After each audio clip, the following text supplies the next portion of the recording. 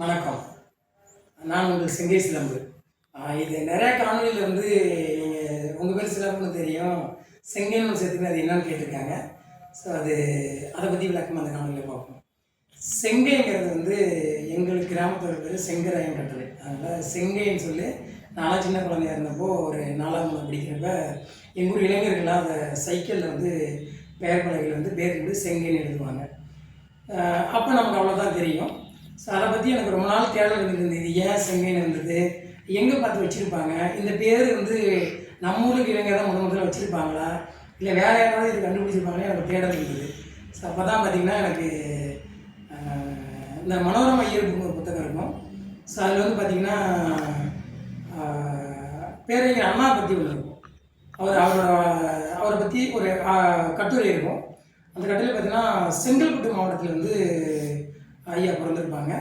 So Chengalpattu ஒரு காலத்தில் செங்கைன்னு அழைச்சிருக்காங்க.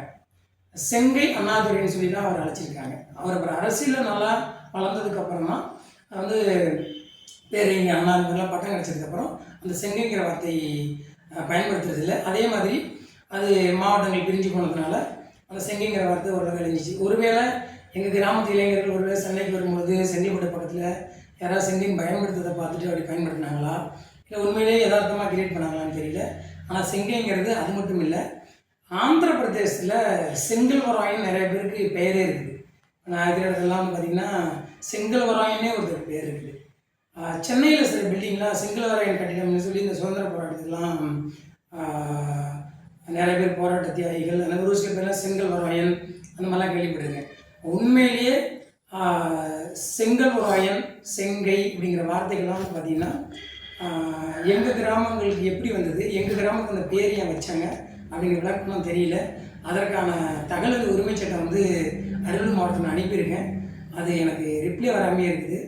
எதிர்காலத்தில் அது செங்கராயன் கட்டளைங்கிறது வந்து எந்த காலத்தில் பேர் வச்சுருக்காங்க, யார் வச்சாங்க அப்படின்னு பார்க்கலாம். எனக்கு தெரிஞ்சு கட்டளைங்கிற பேரில் வந்து நாயக்கர் காலத்துக்கு வச்சுருப்பாங்கன்னு எனக்கு தோணுது. ஏன்னா அங்கே பக்கத்துலேயே பார்த்திங்கன்னா நிறையா கட்டளைகள்லாம் இருக்குது. செங்கராயன் கட்டளை, வாண்டராயன் கட்டளை, கருப்பிலா கட்டளை, இந்த மாதிரி கட்டளை நிறைய கிராமங்கள் இருக்குது.